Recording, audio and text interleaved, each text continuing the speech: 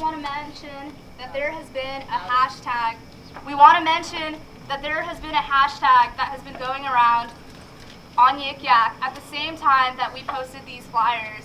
And if you all don't think that this is emblematic of the student body, then you're wrong. The hashtag was Shush POC. This did not surprise any of us. This is experience of us on a daily basis at these colleges. Right now, we want to take ownership of silence, and we want to take a moment of silence to acknowledge the violence, both physical and mental, that has happened to students of color and marginalized students at this campus. Many of our friends have transferred from these colleges. Many of our friends deal with mental anguish without any support, no one to turn to, no place to go. So at this moment, we are going to take a moment of silence.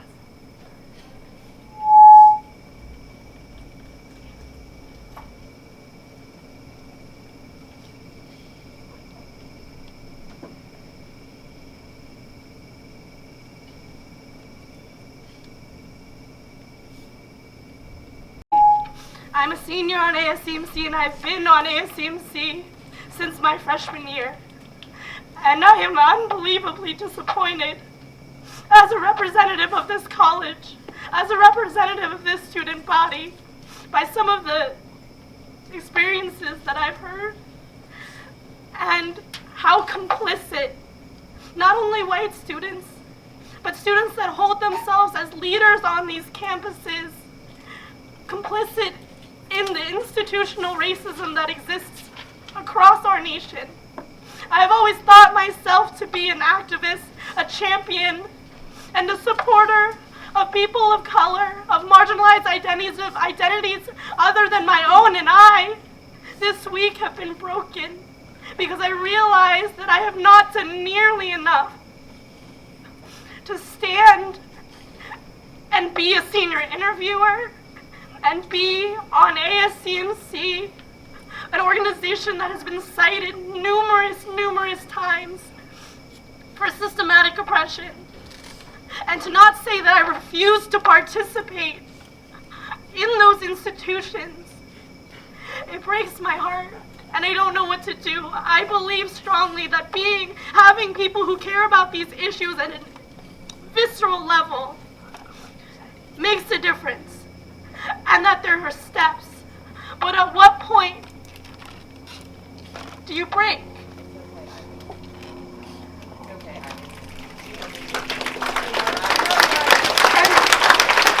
And this is no way about me, and no way about ASCMC individually, but it's about every single one of you on these college campuses, at elite institutions, teaching at elite institutions. Think about the people you're bringing into this world, confident they can lead this world. Think about that. And think about your children. What if they were born black?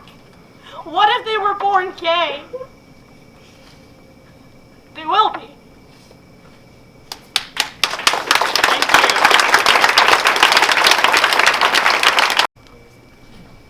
Regular talks including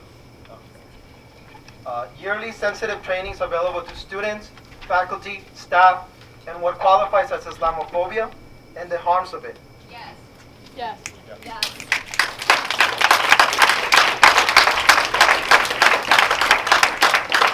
We want annual surveys of the climate of race and ethnicity at CMC. This survey should be accessible and should guide improvements made on campus climate after these proposals.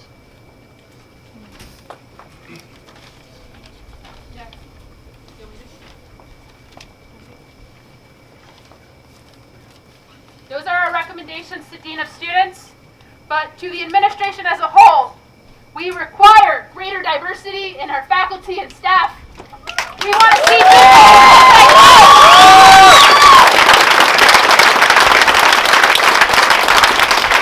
We want a CE in ethics, racial, and sexuality theory, similar to that at Scripps College, because if you look at Yik Yak, you can tell there's a difference here. Expose students to systemic oppression through FWS and FHS. This includes, but is not limited to, issues of race, sexuality, gender, class, and ability. need for such programs to educate the student body is evident by the numerous microaggressions felt by students of color. The cultural insensitivity on campus is further highlighted by race-themed party proposals such as Indian Wedding Party, Colonial Bros, Pilgrims, and Navajo-themed TNC proposals.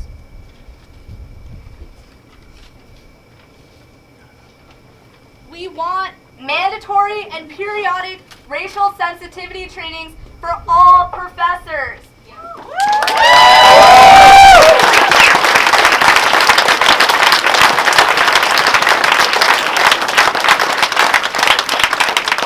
That's something that we told administration before, and you know what their excuse is? Well, their tenure. Guess what? This is a fucking private institution, and if you can't force them to do this training, what the hell are you doing? How do you expect marginalized students to learn in the classroom when they don't even feel safe, when their own professor, someone who's supposed to be a mentor to them and a teacher, doesn't respect their identities? We want more diverse course offerings for critical race theory, community engagement, and social justice issues. We want improved diversity in speakers brought to CMC, particularly at the Athenaeum. Y'all were wondering who brought Laverne Cox. That was CMCers of color.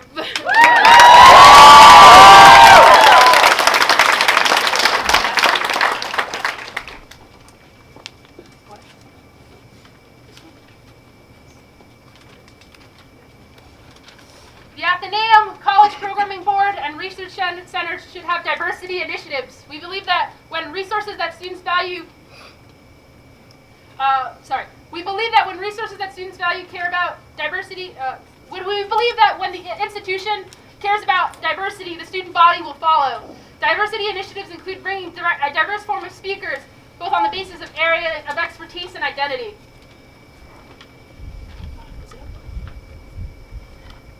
Those are all the proposals that we gave administration 8 months ago. They're acting like they didn't realize this was a problem, but they've already had these for months.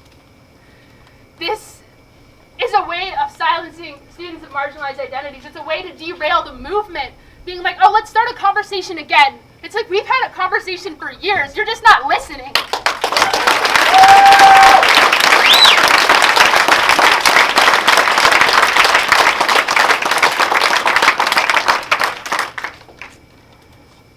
So now, we want a formal commitment in front of everyone from our administration to our proposals.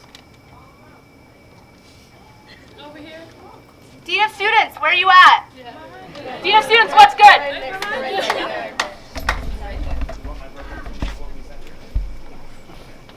Hi everybody, my name is Devon.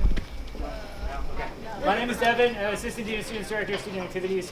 Reached out to the leaders of APIM. Hi everybody, my name is Devon. I'm the Director of Student Activities here at CMC. We reached out on all of the points that we have specific oversight of, specifically with regard to cultural organizations, increased funding, the mentorship program, and an extended sort of an invitation to start talking about how we would get these developed, and a commitment of funding starting now for any events that students would like to bring to campus. Thank you, Kari. Thank you, Devon. I'm Mary Spellman. I'm the Dean of Students. And as I said in my email today, I'm committed to changing what's going on our campus and continuing to be part of the solution to the problems that have been identified here and that have been identified before to me. There are many things that need to be changed. Kari and Devon have articulated some of them. We are committed to having a staff member in our office. We were working on this long before this past weekend and are committed to that.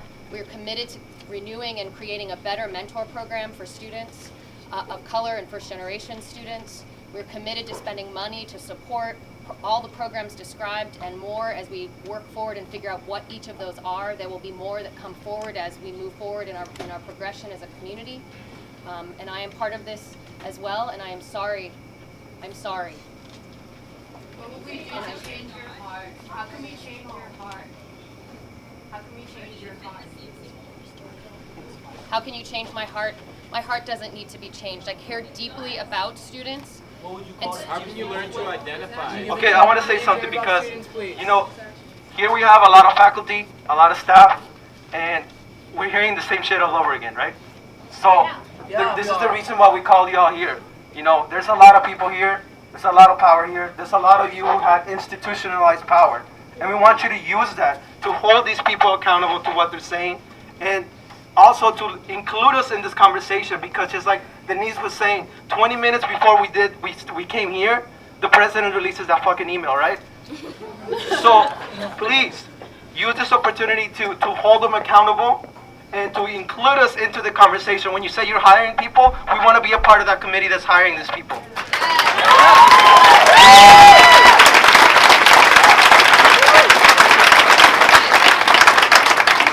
There's a lot of tokenism that happens in these institutions, and we don't want that to continue to happen. I agree. I can jump up for a second? Can I say something? All right, I guess you guys can all hear me. I understand. No, that's not what I'm going to say. No one wants to hear about what you guys have already done, what you're trying to do, how you... Okay, all right. How do I do it? Speak. Oh, okay, sure. Telling us what you've done without us knowing doesn't help. Telling us what you're going to do in the future doesn't help when it's not in the form of, yes, we hear what you're saying and we're going to do it. We're hearing excuses, but the fact is, it's literally your jobs.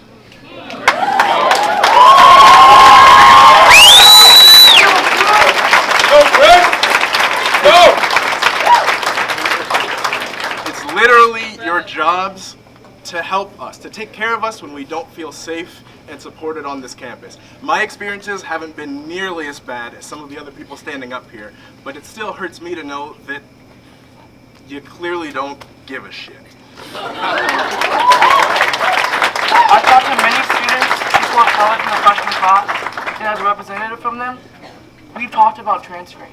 And we don't want to transfer from an organization like this, but if we don't get the support that we need as a community, we're going to have to go somewhere else, because it is not offered here right now, and I want to be a person where I can get my academic pursuits supported here, and I feel like that is not a place here right now for that. And there are other organizations that do it much better. So if you really want to have people of color here, and you really want us to stay, then you have to really, really make an opportunity and support us as a group of community. Thank you very much.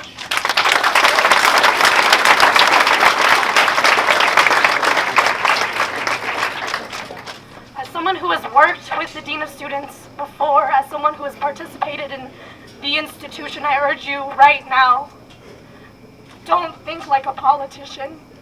Don't think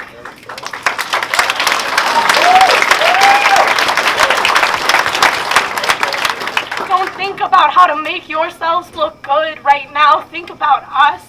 And think about how painful it is to be standing right now, sharing these experiences and not looking pretty. I am not thinking about how I look right now. I am thinking about these people.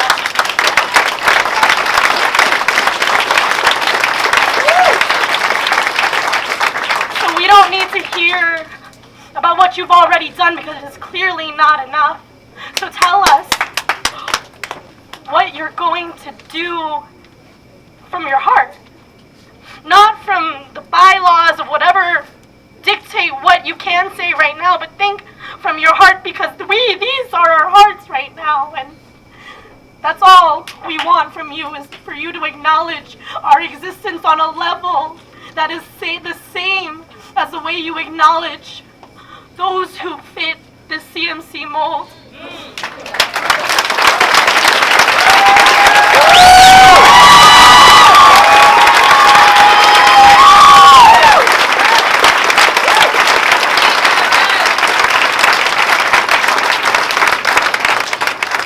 Everybody doing today? This is spontaneous for me. It's beautiful. I wasn't supposed to be here today, but I was invited. I'm here to support a student of color, of course. Let me tell you guys something, give you a little support. This is to the students, staff, etc. Can you hear me okay now? Yes. How's that? This is for everybody here, actually, but mostly for the students, okay? Bottom line is anyone familiar with the University of Missouri's recent decision? Yes. Anybody? Those of you who have not seen it yet, you should look it up. Because this is a long journey you're headed towards. I know all about it, okay? Look at that and you'll see a precedence on what you're looking to achieve.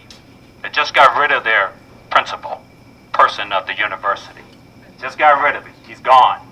But he was defiant all the way. You've got a long battle to go. So you got to get on it. It's going to be tough. But if you take these things that have happened prior to you now on this campus, you can get this done. And I can tell you now, because I'm talking to people globally on every continent every day in the business that I do. This whole oligarchy thing is changing. Coming down. Okay? I can tell you right now. I see it every day. I've seen it for decades. This old, oh yeah, let's talk again later like you're saying. I've seen it and heard it for decades. Just keep doing what you're doing. Get out here and make these people change this. Because this is not going to persist. It cannot. It's a new day and age, and you're it. Okay? You're not alone.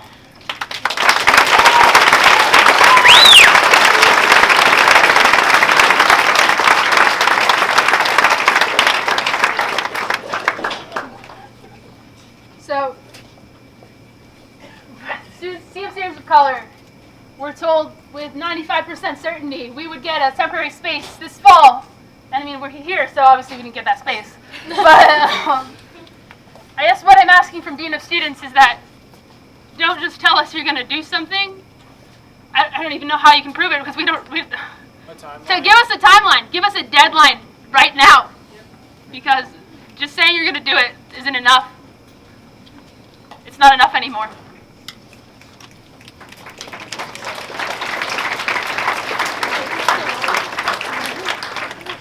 So, can everyone hear me?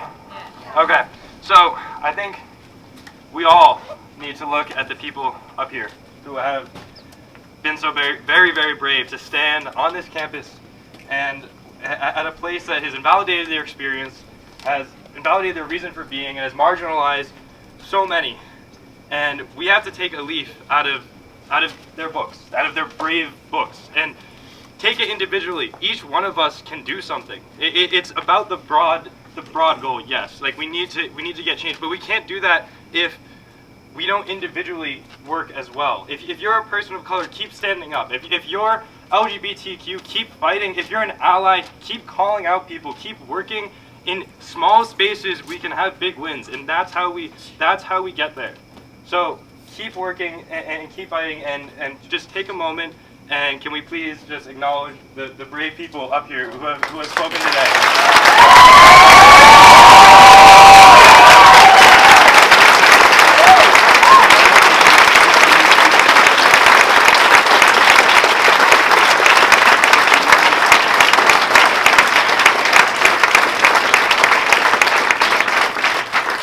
So I've just been informed that President Chodosh is standing behind us. I'd like to call you up.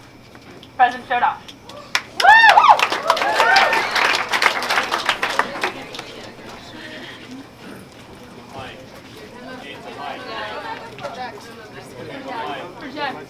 No, you can't. You can't treat him differently than everybody else.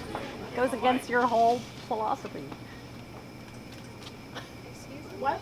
Excuse you, okay? This is not a space for you to speak right now. Oh. At all. At all. At all. Wow. At all. At all. Okay, Missouri all over again. What did you say? Did you say Missouri all over again? Would you like to talk to us? Here. No. Do you want to speak to us in front of the camera?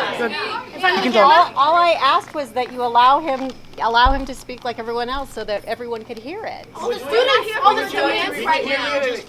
Would you like to repeat what you just said for everyone so they could hear it? I don't know how to work this. Just speak into it. Just speak into it. I just asked that you allow everyone to use the microphone so that everyone can hear everyone. everyone. Hella space right now. Well, you take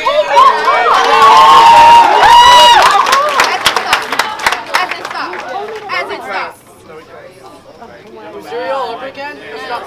With the journalist. We don't know if he needs a mic. He's spoken many times without a mic. I'm projecting right now, and I don't need a mic if I care. So please, let the man speak without a mic.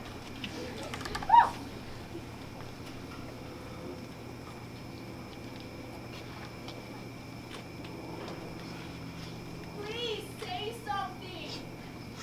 Anything. I'm just really very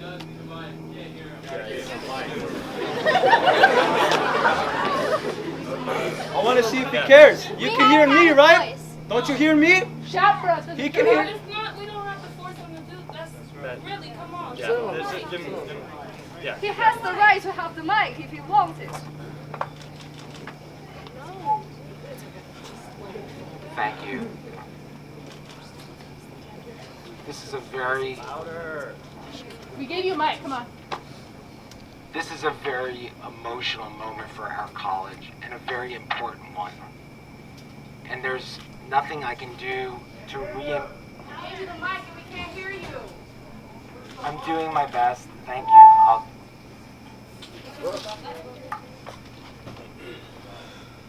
This is a very emotional moment for our college. I can't begin to reinforce the voices that you've heard. I'm personally moved by them.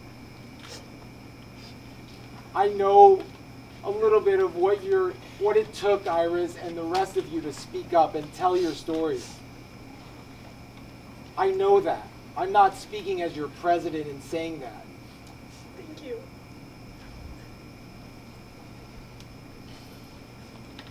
I want to commit that we will look back on these last few days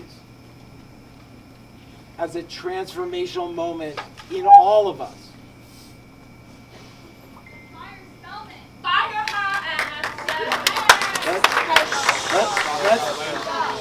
Let's stay focused.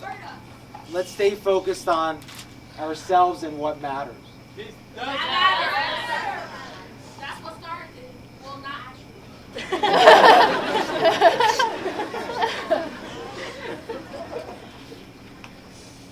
Don't just talk at us. Talk about our proposals. Don't just say. I'm getting there. Thank you. The proposals are very important proposals. And the email was in no intention to derail the movement. It was to express support for the solid ideas in the proposals and to commit the resources necessary to do the things that we believe are important and that many of you have requested we do.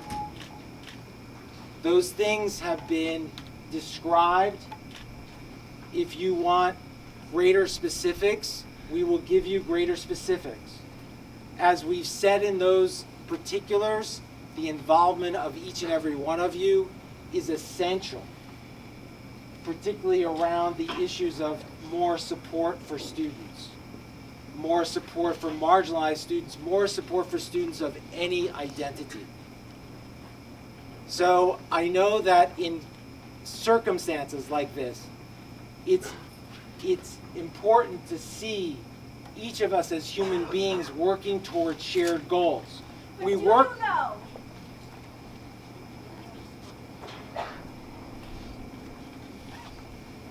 We work through different ways in our institutional settings. I have a particular commitment to you. I have a particular role here at the college.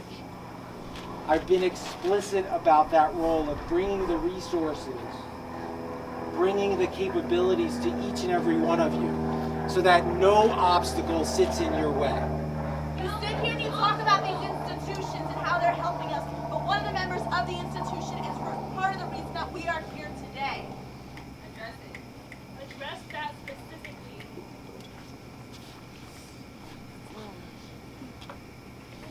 We have, and each of us has the right to hold ourselves to the highest standards. And we will continue to do that at this college. But what if you're not already doing that? Then we will address that. Then we will address that. We want you to say right now that you'll give us a temporary space with an understanding that we'll get a permanent space. We will not do a temporary space. We are working on a permanent space. So what about us now? We want a formal commitment to a temporary and permanent space. If you really care about resources for marginalized students, we brought this up to you 8 months ago, and now you care. What a day.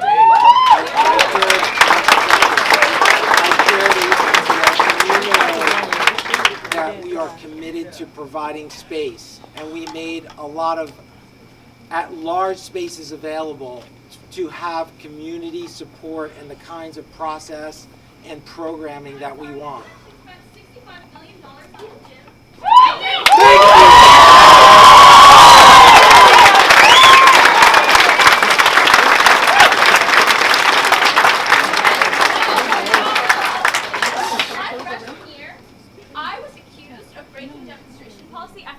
The administration to sign that I was going to protest the Palestinian occupation of my people by Israel. Do you know what Spellman said to me? That I was going to be expelled. Do you know what I said to her? You make me feel unsafe. Do you know what she said to me? Nothing. She gave me a blank stare, and time again, everyone I have spoken to has said Spellman has done nothing for them. Now she puts it in words. She says, I don't fit in the mold. She says, Nicole doesn't fit in the mold. No one here fits in the mold unless we're white, unless we're conservative, unless we're rich. What is it? What is this mold that you're talking about? And why is it that you tell us we don't have a space for ourselves when you have enough money to afford yourself a $65 million gym, the most expensive gym in this nation for a D3 school? I quit my job.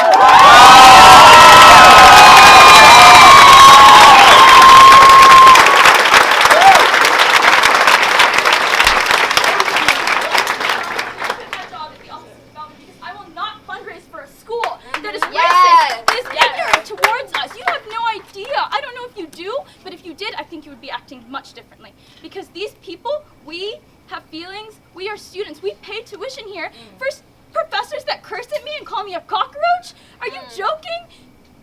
I can't, I'm shaking because it's ridiculous. You stand here like a man in front of me and you can't tell me you can't afford a space for us to feel safe. This hub isn't a space for us to feel safe. You can't transform this for a little bit until you can afford a more proper space for us. I would love to transform this space. Then you can do it. Let's do it. Let's do it. Okay, let's do it. I've always supported a central space on the campus. I'm on a hunger strike right now, and I will not get off of it until Spellman is gone. Because as a dean of students, on your website, she goes or you change the website that says it's a welcome and open community for us all. If you advertise to these people who are coming to pay for your school that we're open and welcome, we're not. We're not.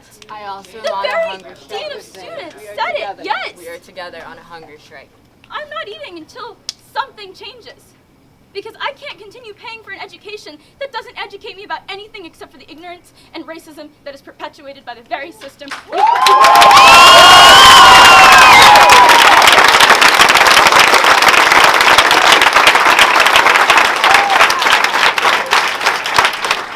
Chodosh, I'm sure you remember our meeting in August when I was really upset. And it's like, I don't believe there's no temporary space. And then which you replied, actually, there was a room in a basement, but we didn't feel like it was good enough for you. So then you gave us nothing. So I don't believe there's no budget. I don't believe that you're not able to give us a temporary space because we deserve it. We have been fighting so long. We have done what the administration should have been doing. We've sacrificed our academics and our mental health. All of us should be in class, but we're here because of the administration.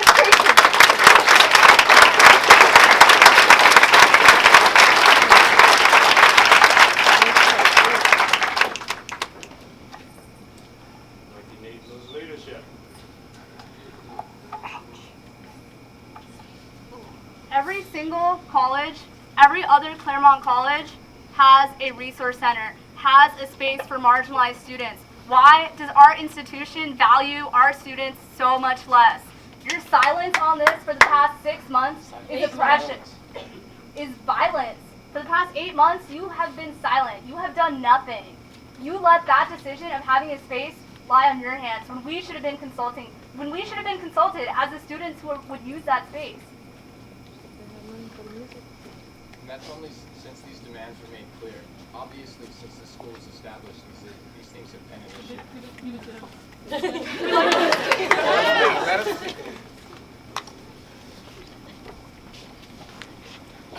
Just speak into it. What I said is that the silence she speaks of has only been taking place since those demands were made. However, since these institutions were established, these ideas have been in place. systematically set into place and have become systemic issues that lead to people making sacrifices just by leaving their dorms. And here we have our administration, one of the most wealthy administrations in the United States, telling us that they are not ready to yet make a sacrifice or compromise. They still need to consider some things. Very difficult, and we need more solidarity with those who are supposed to be stewarding our intellectual development. Be a better example, please.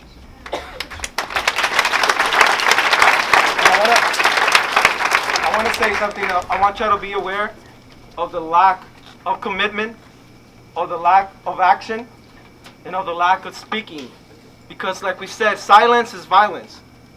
And the fact that we're not getting what we want, and when we demand it right now, that means people are going to be suffering after this and continuing to until we get what we want.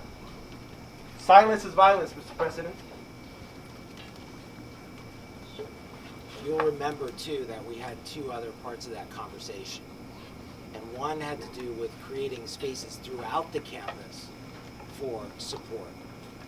And you'll also remember that we have to have the proper professional staff support, which is another thing that you have requested and that we desperately need. And those two things have to coexist. They have to be in concert. And I've been committed to that, and we will do that. And if you would like to then take up the suggestion about pop-up spaces and creation of other spaces, I will be the first one in line behind that to do that. What do issues of shared governance mean? It means that we live in an institution that requires a series of considerations and approvals before we make major steps forward. So whose approval are we missing? We need the senior leadership of the college. We need the Board of Trustees. The Board of Trustees is behind this effort. And as I said in my email today, we can move forward. If you feel that you need a space tomorrow, we will create that space tomorrow. I think that we have to play the long game here. I know the impatience, the frustration of getting things done now. And we will do whatever we can to do things now. But we must do things effectively with the right resources, with the right competence, with the right support, and at the right standard of institutional excellence. Right on whose standard? Yeah, we've been telling you how we want it. And you've been coming at us. And your voices will set that standard with us. This is not a unilateral thing for any of us. We must collaborate on the development of these programs. It cannot be any one group or me or any one body. It has to be a truly collaborative process because we're talking about the college and we're talking about making sure that these programs are not only supporting those who need it most. Isn't it the college right now? Isn't this the college? Yeah. Do y'all go? Am I right or wrong? No. This is the college, right? Email a student and said they do not fit the CMC mold. That is ridiculous. In what world is that okay for she to still have a job right now? She needs to resign or you need to fire her. That is ridiculous.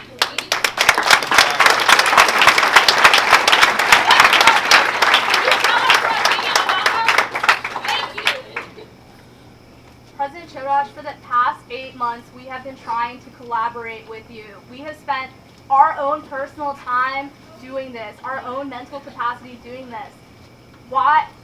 All we ask for is a formal commitment in front of our college, all of these students, to a temporary and permanent space. And a temporary space is not a pop-up space, a lounge that you can reserve, a lounge that CMCers of color reserved through the proper avenues and was kicked out so white students could throw a party. That is not enough. As an international student, not barely as an Asian American, sorry, I can't just yell. I came to this country 5 years ago when I was 15, alone, to a boarding school in Pennsylvania. And what I heard of is, if you don't speak English, go home. If you don't speak English good enough, go home. I don't date Asians, and I'd like to have sex with a girl from all the continents. That's why I want to date you. And while I was walking down the street from my high school to Walgreens, I was walking with 3 of my friends from both China and Taiwan. And suddenly, when we were walking, the green light was on, and when we were crossing the crosswalk, there is a car just rushed through us, driven by an African American, shouting that go back to your home, like go back from where you are from, something like that. I don't remember exactly. And then a white lady just parked right by us and said, "Are you okay? Are you hurt of anything?" We're not hurt. It's just shocked and scared of our safety. And this white lady kindly asked, can I call the police? Can I do anything for you? We were like, it's okay. Thank you very much for your care.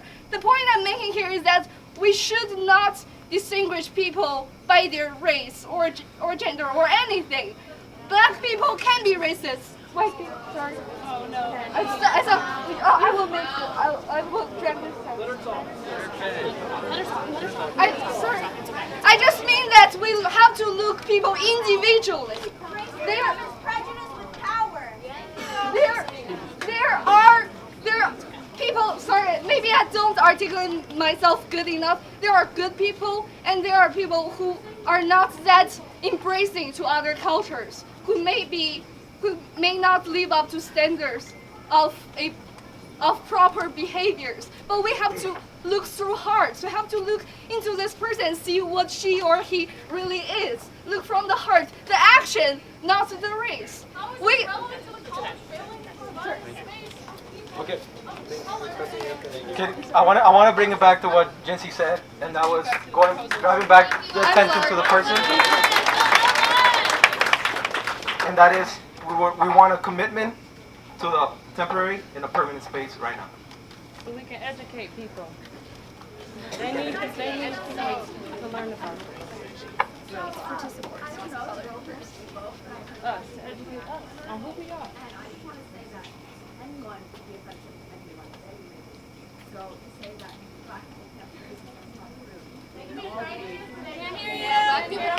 Not even the point. Yo, we're getting derailed. All right, you're losing sight of the movement. All right, I understand your sentiments. Okay, like we all have our journeys and we can all hurt people. Like we get it. Like, but we're talking about the system at this school. Yes. Just saying. Just like literally, we did literally exactly what the person just said. Even though you may agree with it or disagree with it, there should be a space to have that conversation.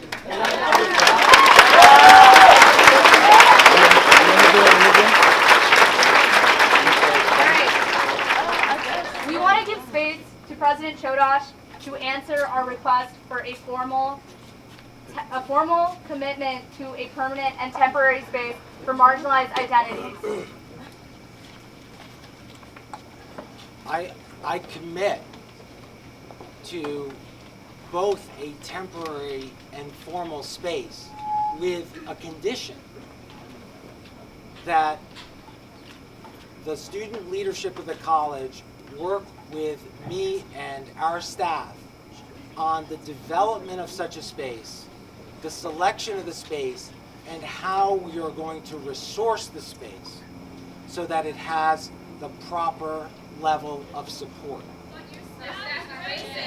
Dean Spellman.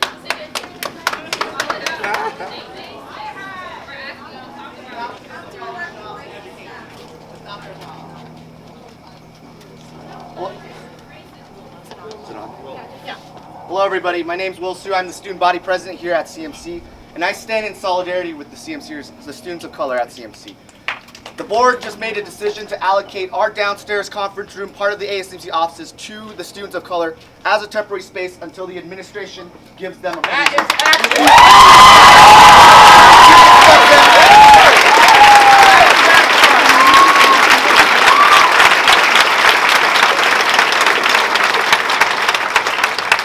This does not mean it excuses the administration from following through with a permanent space. Immediate. Or temporary.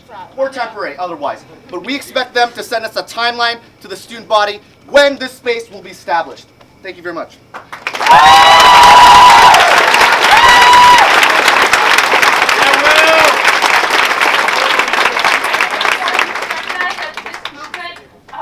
The letter that we released in the what we organized today was students of marginalized identities, and it would be unfair if we didn't include our LGBT allies and our first generation students in this space.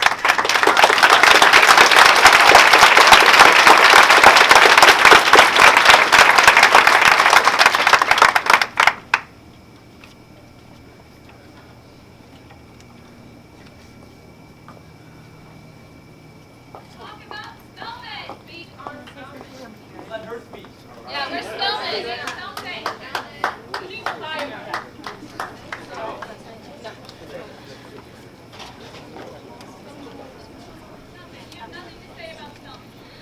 Okay, I want to speak on behalf of parents. I don't know how many parents are here, but I saw this throughout social media. I follow the Parent and Alumni Association Relations emails. I'm really proud of everybody that is here standing up for what you need to fight for, you know, just non-discrimination and a safe place. My daughter expressed some very disturbing, and I'm very disturbed to see what's going on here at the campus. I'm really disturbed to be watching Dean Spellman partially falling asleep during this.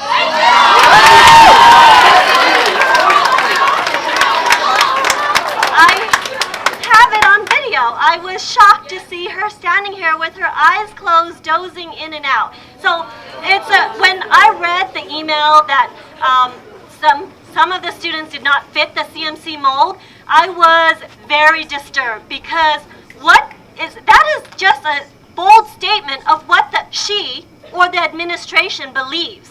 To be put into words and to hear the stories of the students and how they have had to interact with her on an individual basis coming to light. So I just want to encourage you to continue to speak to your parents, to reach out to the alumni, because that's where all the funding is coming to this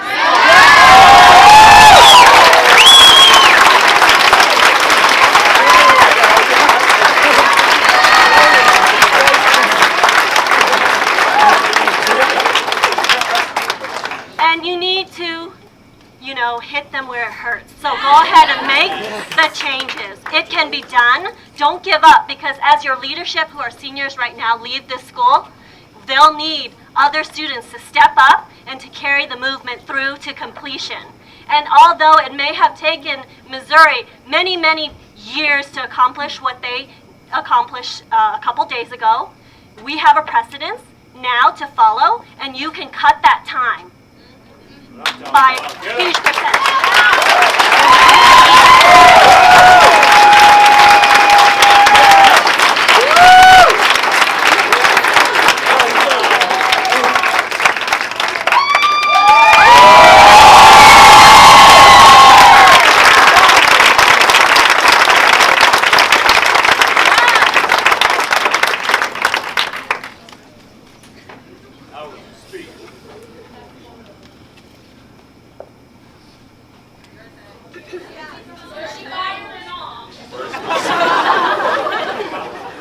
Bring Spellman out. Where's Spellman? I'm right here, and I've been here, and I will continue to be here to fight for students and to support students. How? How do we change your heart? What do you think of your vernacular? Do you think it's all revealing about maybe some underlying tone?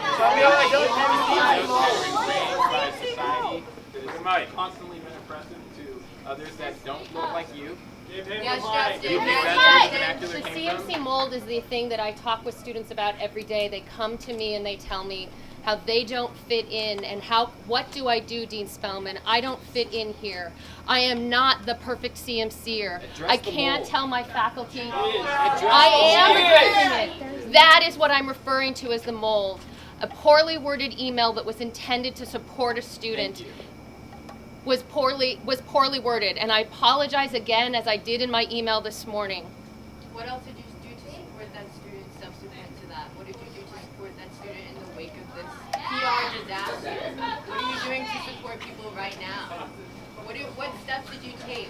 Every day I work with students. Every day I'm working with the administration on things that we can do to change the institution. We've talked about them. I've worked to hire a person in the office. We're working on mentoring programs. There is.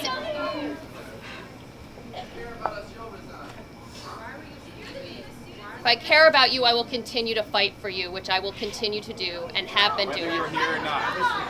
Fire him on the ass!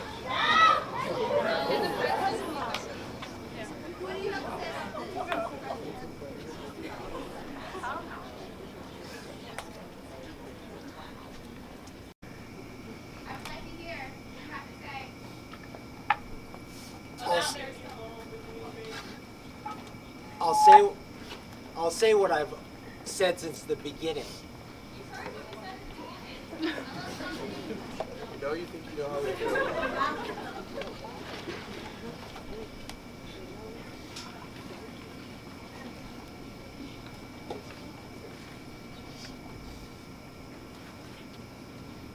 The concept of a mold deeply disturbs me, and I've said that repeatedly about our community. There's no such thing as fit. Each one of you is wholly, fully expressive of CMC, and no one should be able to put you in a box or draw some line about who you are or who you can be. Like admissions does? Truth though. Why are we talking, why is it a CMC mold? Why does it have to be a mold? Why is it that I come to a school where people tell you over and over again that college is where you find yourself, you find your individuality, and yet all of a sudden I'm told that there's a mold? Explain this to me. You're right, there is no mold. The mold is in our heads, and we need to disabuse ourselves of any idea of that mold. Your head. Emails. You're right. It's in the head of someone who Not in my It's what head. students advocate for us. The Dean of Students Office's first priority is to advocate for us. That is in someone's head, even on a subconscious level, who has the power to make these decisions. That is deeply disturbing to me. I would like to know, subsequent to that email, did you reach out to the girl explaining personally, not in a school-wide email with empty words and empty promises? We don't need that anymore. So I'm standing in solidarity with Zane. We are both fasting, and we are requesting that you resign. I did reach out to the student before I wrote to the community. And I reached out to her, absolutely. And I am ready to speak with her if she is willing and ready to speak with me. The CMC mold is something students talk to me about.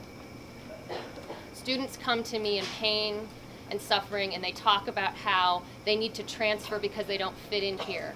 And I work with them to figure out how they can be successful here because there isn't a mold. But it's this community that says there's the perfect CMCer. We are all responsible for making students feel that they don't fit in that mold. That's what I'm talking about.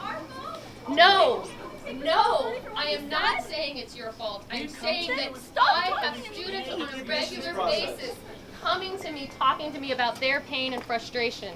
And that's what I was referring to. I am sorry that...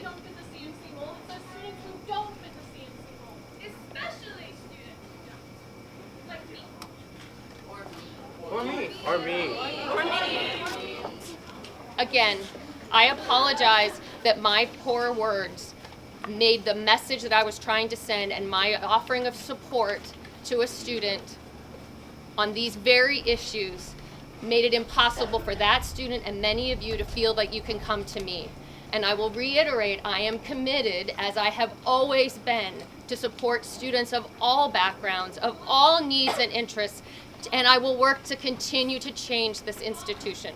What is the feeling you had this morning walking through campus and seeing the signs that showed your as a department in your office the systematic failure over time and time again, testimony after testimony after testimony. We said this to Dean of Students' office, it wasn't responded to. We showed Dean of Students' office this, it wasn't responded to. Wouldn't you say that that would be a failure in your office, and you being the head of that office, wouldn't you take responsibility for that? Wouldn't you take responsibility for that beyond just sending an email in response to a poor wording? It's not about the semantics of the word. It's about your heart, and it's about this consistent showing that you aren't responding to these situations.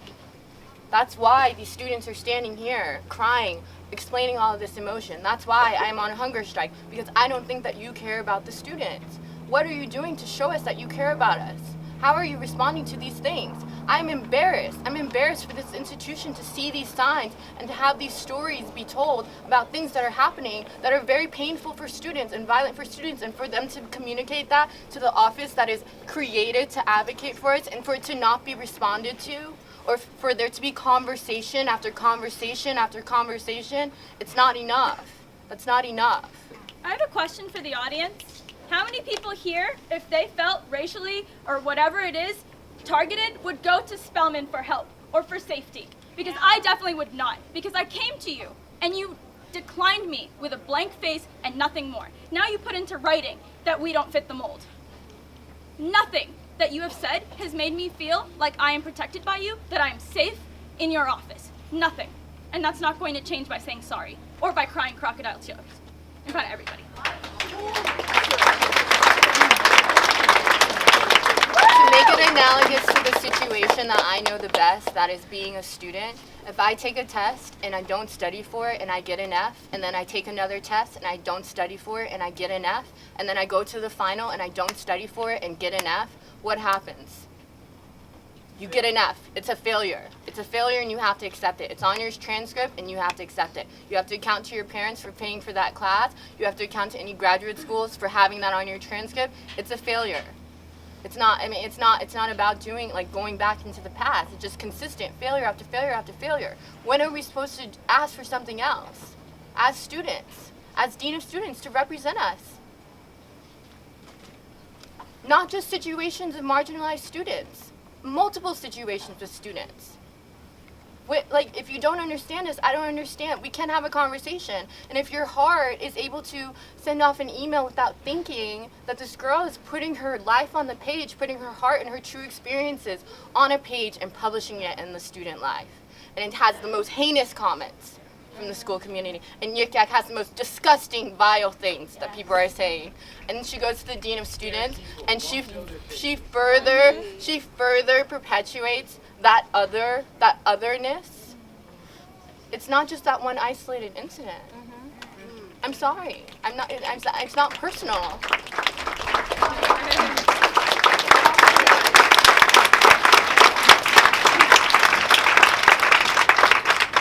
I keep hearing the administration, like people from the administration say that, oh, they know how we feel. They know how we feel, this and that, but you really don't. There's no point. I pay to go to CMC. There's no point for me to feel safer at Pomona, Pitzer, Scripps, Mud than I do standing right here. There's no point for me to go outside of this campus to seek community and security when I should be able to find that here. There's no point for me to be surprised and shocked when I go to events and spaces for affinity groups of mine and I don't see outright bigotry, because that's what I'm used to seeing at CMC. That's what I'm used to seeing from the community. And we at CMC love to criticize the other schools because we think they're so PC, but that's just because we don't want to address the fact that right here in the community, we do have a racism problem. We do have a sexism problem. We do have a homophobia problem, and nobody acknowledges it.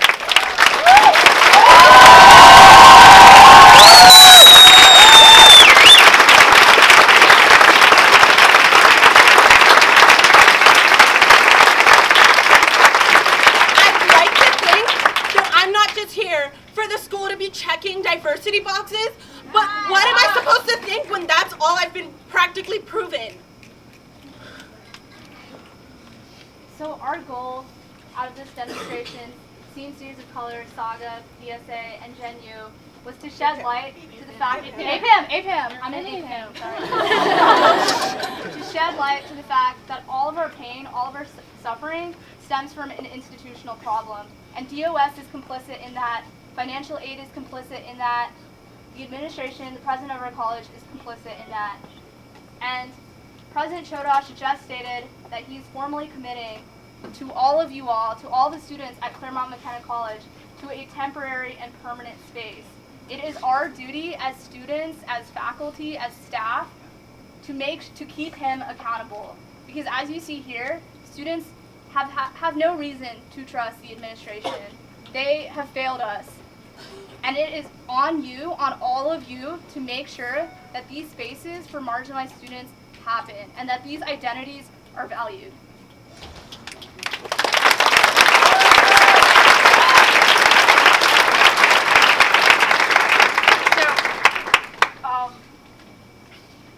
You all have the right to do whatever you want, but as a group, we are CMCers of Color, APAM, GenU, BSA, Saga, are leaving because we're exhausted. The person who y'all keep shouting CMC mold is here, and like y'all didn't even hear her once. Like y'all, like